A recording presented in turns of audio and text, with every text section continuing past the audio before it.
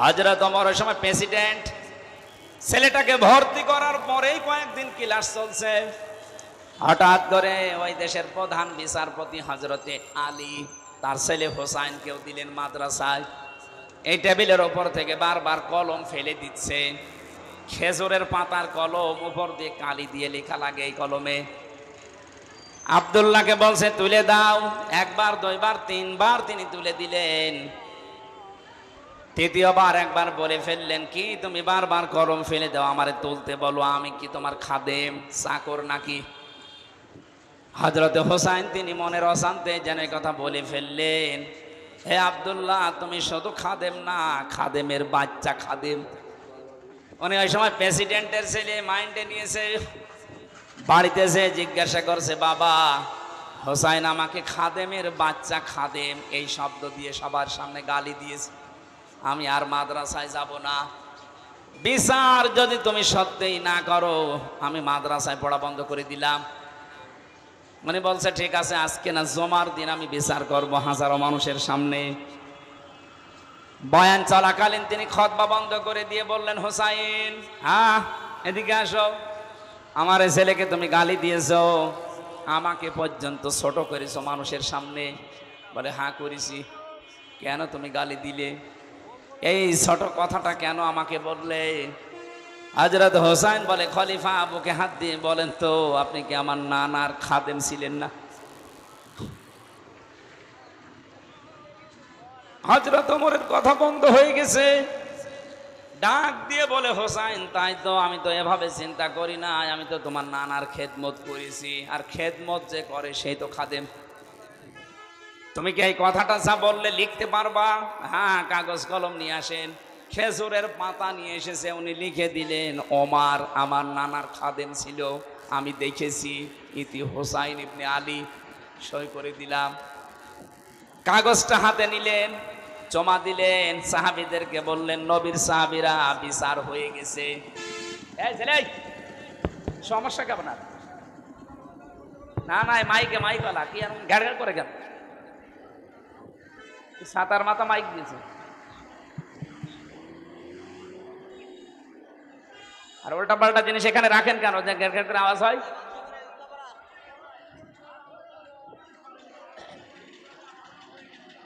ফ্যানের বাতাস তো এখন হচ্ছে, আওয়াজ তো হয় না। মাইক মাইক ওখান থেকে সরান। রংপুরবাসী সাহাবীরা বললেন আপনি তো এখনো বিচার করতে পারলেন না, বিচার হয়ে গেছে কি করে? হযরত ওমর ছেলেটাকে ডাক দিলেন, আব্দুল্লাহকে বুঝ দিলেন, বাবা যে বিচার করেছি এটা দুনিয়া না আখিরাতেও কাজে লাগবে। আমি যখন মারা যাব এই কাগজটা আমার কাফনের ভেতরে দিয়ে দিও, বিচার যেদিন শুরু হবে আমার জীবনের কিছুই যদি আল্লাহর ভালো না লাগে, পছন্দ না হয়, এই কাগজটা আল্লাহকে দেখিয়ে বলবো রব্বুল আলামিন তোমার নবীর নাতি লিখে দিয়েছে আমি নাকি নবীর খাদেম ছিলাম, এ ওসিলা হলে তুমি আজকে আমারে মাফ করে দাও। তারা ক্ষমা পাওয়ার জন্য, মাফ পাওয়ার জন্য করকম ওসিলা খুঁজতো। আপনি দেখেন আমাদের কি আছে, এমন কোন গোপন বিষয় আছে যেটা দিয়ে আপনাকে আল্লাহ মাফ করতে পারে? কবি এজন্য জানিয়েছেন হাল্লাকা সিররুন ইনদাল্লাহ বাইনাকা আনতা ওয়া বাইনাল্লাহ হাল্লাকা সাদাকাতুন তাখফা লা ইয়ালামুহা ইল্লাল্লাহ। হে পৃথিবীর মানুষ, তোমার কাছে এমন কোন গোপন কিছু আছে, সেটা দান হোক, সাদকা হোক, ইবাদত হোক, যেটা আল্লাহ ছাড়া আর তুমি ছাড়া কেউ জানে না, যেটা আল্লাহ তোমাকে দেখিয়ে কিয়ামতে অন্তত মাফ করে দিতে পারে? আপনি কোনোদিন কি একটা লম্বা সেজদা দিয়েছেন? আমি জেলখানার ভেতরে 3টা বছরে বহু মানুষকে পেয়েছিলাম, আমরা তো সেজদা দেই 1.5 মিনিট 2 মিনিট করে, এক একজনের সেজদা পেয়েছি 1 ঘন্টা 1.5 ঘন্টা 2 ঘন্টা পড়ে আছে সেজদায়, মনে হচ্ছে মারা গেছে। আমিরে জামাত ডাক্তার শফিকুর রহমানকে দেখতাম সেজদায় পড়ে আছে 40 মিনিট 45 মিনিট 1 ঘন্টা, কি গো নড়াচড়া নেই। জিজ্ঞাসা করতাম স্যার আপনি এত বড় লম্বা সেজদা দিয়েছেন? মাওলানা মামুনুল হককেও দেখেছিলাম, এত বড় সেজদায় আছে মনে হচ্ছে দুনিয়াতে আর নেই। মাঝে মাঝে আমার বলতো, হামজা এই লম্বা সেজদা দিয়ে আমার মনের ভেতরে একটা আলাদা শান্তি আসে। আমি যেন কিয়ামতে বলতে পারি, আল্লাহ একটা গোপন জিনিস আমার কাছে আছে, আমারে মাফ করে দাও। লম্বা একটা সেজদা দিয়ে দেখেন কেমন লাগে। আজকে বাড়ি যে তাহাজ্জুদের নামাজ যদি পড়তে পারেন, 2 মিনিট 2.5 মিনিট না, একবারে 50 মিনিট একটা সেজদা দেবেন। সেজদার ভেতরে বাংলায় যত কথা আপনার মনে আসে সব বলবেন। কারণ ফরজ নামাজ আর ওয়াজিব নামাজ বাদ দিয়ে নফল নামাজে সেজদায় বাংলায় কথা বলা যায়। কথা বুঝতেছেন? নফল নামাজের সেজদা একটা লম্বা করে দিয়ে যত কথা আছে আপনার দুঃখের, কষ্টের, আশার, এই কথাগুলো জানাবেন। আল্লাহ পাক এই সময় এত বেশি কাছে আসে, এত বেশি খুশি হয়, বান্দা চাইলেই মনে হয় আমার আল্লাহ দিয়ে দেবেন। দুনিয়ার নিয়ম হচ্ছে যার কাছে যত মহব্বতের, ভালোবাসার জিনিস আপনি হন, একবার, 2 বার, 3 বার কোনো কিছু চাইলে সে যেই হোক রেগে যায়। আর আমার আর শানটা আলাদা, ওনার কাছে কেউ যদি বারবার না চায়, আমার আল্লাহ তার উপরে রেগে যান। আমরা আল্লাহর ক্ষমা পাওয়ার জন্য বারবার বিরক্ত করি। আল্লাহ পাকের শান এইটা, যতবার ক্ষমা চাবেন উনি ফেরেশতাদেরকে নিয়ে আপনাকে নিয়ে একটা গর্ব করবে। দেখ, হামজারে নিষেধ করেছিলি বানাতে, আজকে দেখতো আমি কিছুই বলি নাই, রাত গভীরের সময় দুনিয়া ঘুমিয়ে আছে, ও আমার কুদরতি মায়ের সেজদায় পড়ে আছে। কাবা শরীফ যখন তাওয়াফ করে দেখলাম বহু মানুষ এই দোয়াটা পড়ছিল ষষ্ঠ চক্করে, আল্লাহুম্মা ইন্না আলাইয়া হুকুকান ফিমা বাইনি ওয়া বাইনিকা। হে মালিক, কাবার সামনে নিয়ে বলছি আমি তোমার গোলাম, তুমি আমার মালিক, আমার ভেতরে তোমার ভেতরে বহু দেনা পাওনা বাকি আছে। আমি বান্দা হিসাবে যা পাওয়ার কথা তুমি তো আমাদের সব দিয়েছো, আমাকে নেই থেকে হামজা বানিয়েছো। তুমি আমাকে সেই মাটি মায়ের গর্ভ থেকে শুরু করে সাইফুল বানিয়েছো। দুনিয়ায় আমাকে কেউ চিনত না, আমার নাম গন্ধ ছিল না, অথচ আজ আমার একটা নাম আছে, আমার একটা পজিশন আছে, আমার একটা সম্মান হয়েছে। পৃথিবীতে উল্লেখ করার মতো বহু কিছু তুমি আমারে দিয়েছো। আমার যা যা অধিকার ছিল সব তুমি আদায় করে দিয়েছো, কিন্তু তোমার প্রতি আমার তো সে হক সব দিয়ে দিলে। আমি বান্দা হিসাবে আমার উপরে তোমার কিছু হক আছে, আমি তো কিছুই দিতে পারিনি। নিজের দিকে তাকিয়ে বলেন তো, আল্লাহকে আপনি কি দিয়েছেন? কিয়ামতের ময়দান আল্লাহ যখন বিচার শুরু করবে, আল্লাহর বিচারে কিন্তু অবিচার নেই, আছে না? নেই। আল্লাহর বিচারে কোনো অবিচার নেই। আল্লাহ যদি ন্যায় বিচারও কারোর সাথে করে, কেউ জান্নাত পাবে না। কথা বলছে না কেন? আল্লাহর বিচারে কোনো অবিচার, জবাব দিলেন না? আল্লাহর বিচারে কোনো অবিচার, ন্যায় বিচার করলে জান্নাত পাবেন না, কেউ পাবেন না। হ্যাঁ, একটা মাত্র পথ খোলা আছে, আল্লাহ যদি দয়া করে ক্ষমা করে দেয়। এই জন্য কাবার সামনে নিয়ে মানুষ এই কথা বলে ষষ্ঠ চক্কর দেওয়ার সময়, আল্লাহ তোমাকে দেওয়ার জন্য আমার যা দরকার আমি কিচ্ছু দিতে পারিনি, যাই দিয়েছি সব ত্রুটিপূর্ণ, সব ত্রুটিপূর্ণ, ত্রুটি দিয়ে ভরা, ভুল দিয়ে ভরা। আমি যতটুকু তোটাফাটা ইবাদত করেছি, অনেকে লোক দেখানো করে ফেলেছি। ওর ভেতরে রিয়া ছিল, অহংকার ছিল, অনেক ভুল ছিল, ভ্রান্তি ছিল, কিন্তু একটা সম্পদ আমার কাছে আছে। আল্লাহ তোমার নাম যে গাফফার, তুমি আমারে মাফ করে দাও। কিয়ামতে আল্লাহ যখন কাউকে মাফ করতে চাইবেন, তাকে সবার সামনে বিচার করবেন না, একা একা নিয়ে যাবেন একটা জায়গায়, আলাদা চাদর দিয়ে ঘিরে দেবে ফেরেশতারা, সবাইকে দূরে সরিয়ে দিয়ে আল্লাহ নিজে বান্দার সামনে দাঁড়িয়ে বলবে, হামজা এই অপরাধগুলো করেছিলি। কেউ নেই, শুধু আল্লাহর সামনে আমি একা দাঁড়িয়ে, সব স্বীকার করা লাগবে। কারণ আপনার হাত কিন্তু কিছুক্ষণ পরে কথা বলবে যদি স্বীকার না করেন। আপনার চোখ কথা বলবে, পা কথা বলবে, সব কিছুই তো কথা বলবে। আপনি জানেন যে এখন আমি আল্লাহর সামনে দাঁড়িয়ে, কেউ নেই আমার আশপাশে। স্বীকার যখন একটা একটা করে বলবেন, আল্লাহ আমার ভুল হয়ে গেছে, মহান আল্লাহর কুদরতি যে বিশাল দরিয়া আছে, জোশ পয়দা হবে, ঢেউ পয়দা হবে, আল্লাহ যেন শেষে কথা বলবে, সূরা জুমারের তাফসিরে আছে, আল্লাহ পাক যেন শেষে বলবে, বান্দা যা, আমি তোরে মাফ করে দিলাম, কাউকে বলার দরকার যা, হিসাব দেওয়া লাগবে না। শুধু অক্টোবরের 1 থেকে 31, এই 31টা দিনের হিসাব দিয়ে জান্নাতে চলে যা। আমার যা কাজ কারবার, আমার তো মনে হয় 31 দিনের হিসাবও আমার এখনো রেডি হয়নি। 31 দিনের হিসাবও আমি দিতে পারবো না। আপনারা পারবেন না? আপনারা পারবেন। এটা কত কঠিন বিষয় যে ক্ষমা পাওয়া, মাপ পাওয়া, হিসাব। নবীজি নিজে নিষ্পাপ ছিলেন, আগে পিছনের সব কিছু আল্লাহ ক্ষমা করে দিয়েছেন। এরপরও প্রতিদিন তিনি 100 বার করে ক্ষমা চাইতেন। আল্লাহুম্মা হাসিবনি হিসাবা ইয়াসিরা, এ আল্লাহ তুমি আর যাই কর আমার হিসাবটা সহজ করে দিও। হিসাব সহজ মানে যে আগে যেটা বললাম এইটা কুদরতি পর্দা দিয়ে ঢেকে নিয়ে বলবে, বান্দা স্বীকার কর যে এগুলো করেছিলাম।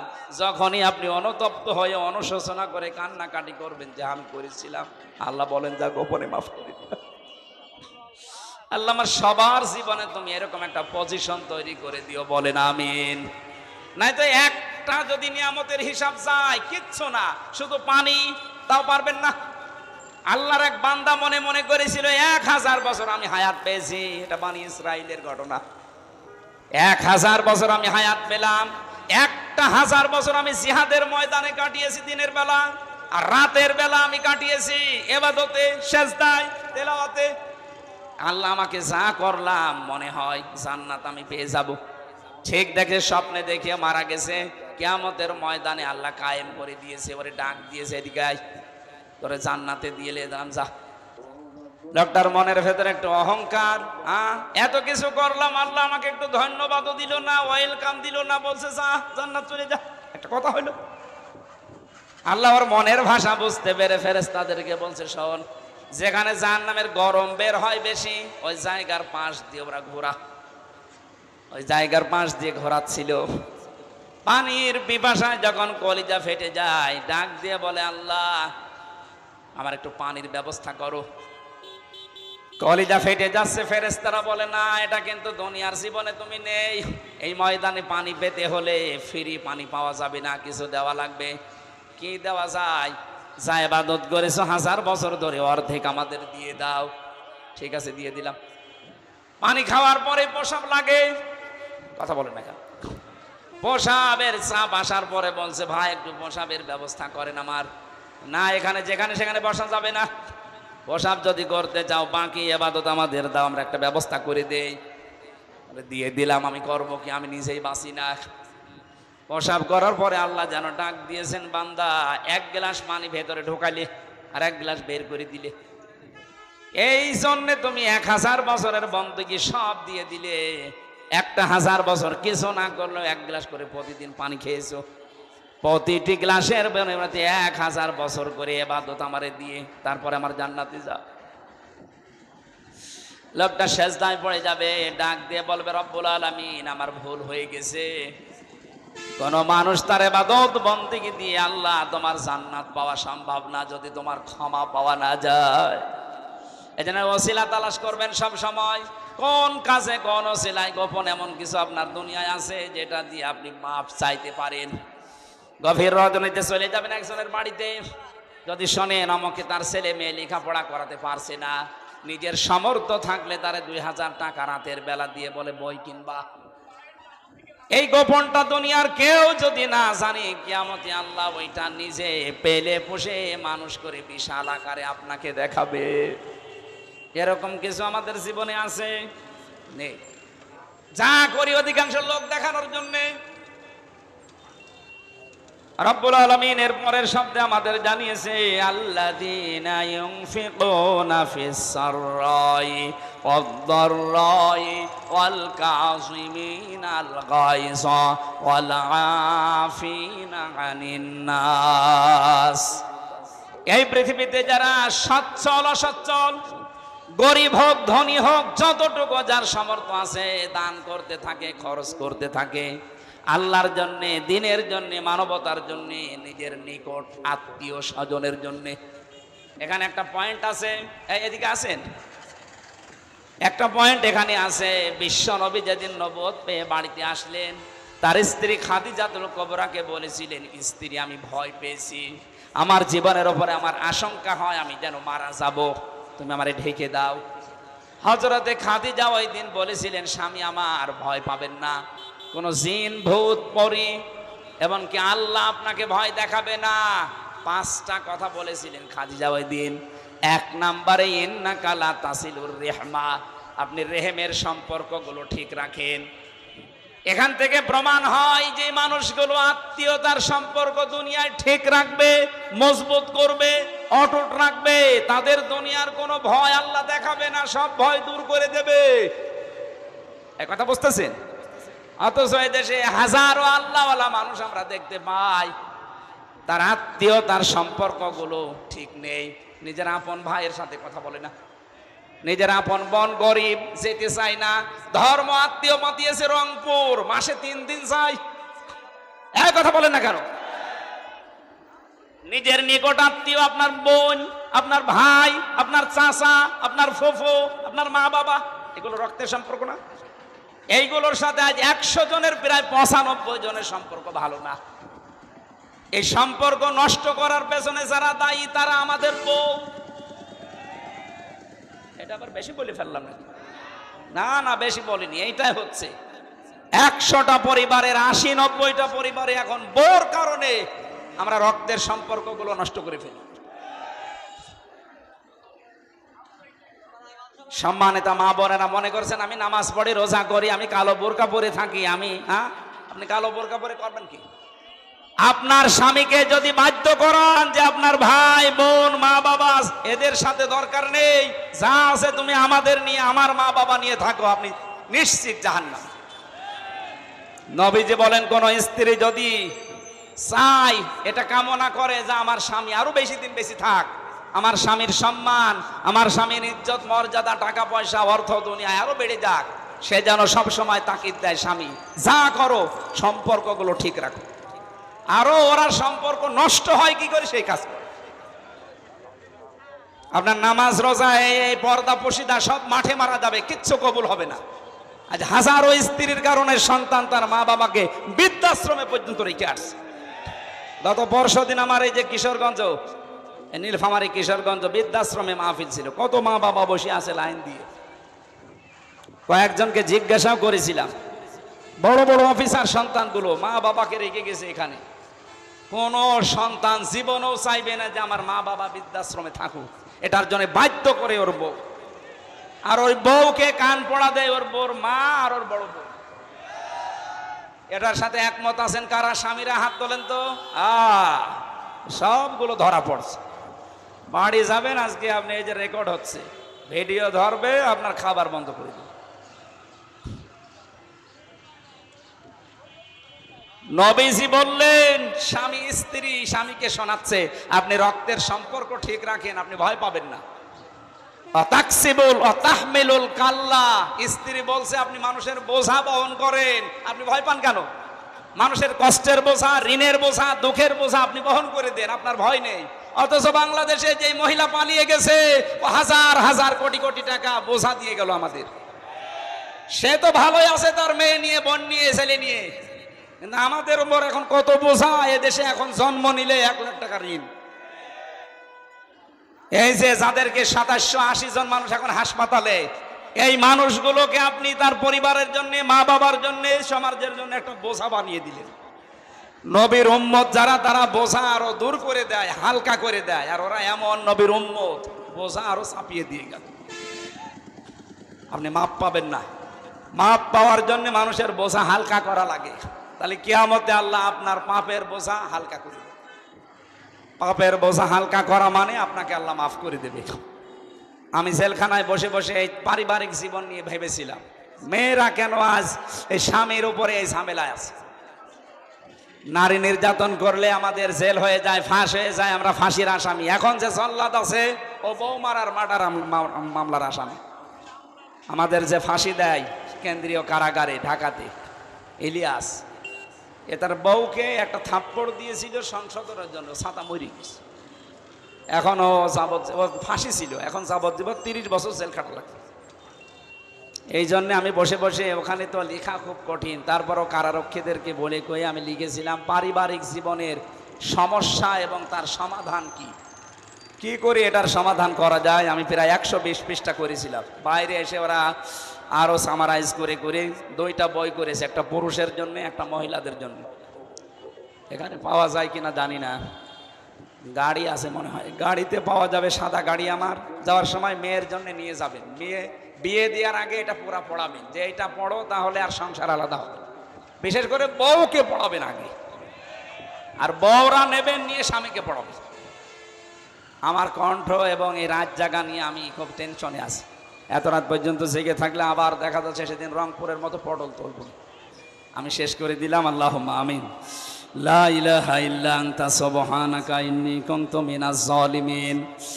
রব্বুল আলামিন 2 দিন ব্যাপী তাফসীরুল কোরআন মাহফিলে বসে কোরআনের কথাগুলো চাতক পাখির মতো শুনছিলাম।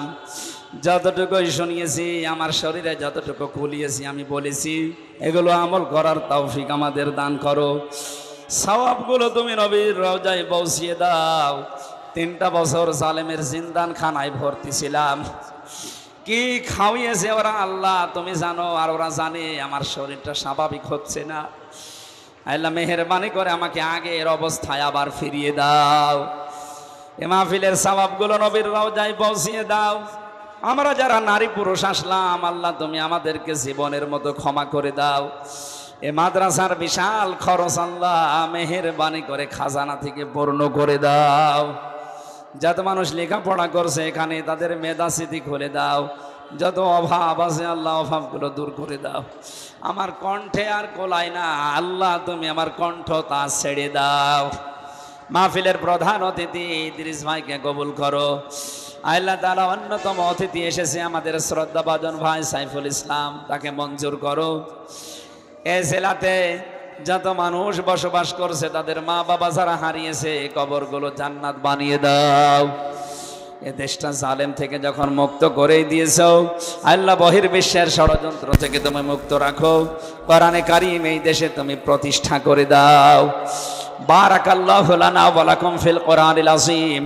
এই আশা নিয়ে, ভরসা নিয়ে হাত নামাচ্ছি, যা আমরা শুনেছি, যা বলেছি, এগুলো আমাদের জীবনে যেন আমরা আমল করতে পারি। আল্লাহ রব্বির হামহুমা কামা রব্বায়ানি সাগীরা ওয়ালহামদুলিল্লাহি রাব্বিল আলামিন। লা ইলাহা ইল্লাল্লাহু মুহাম্মাদুর রাসূলুল্লাহ। আসসালামু আলাইকুম।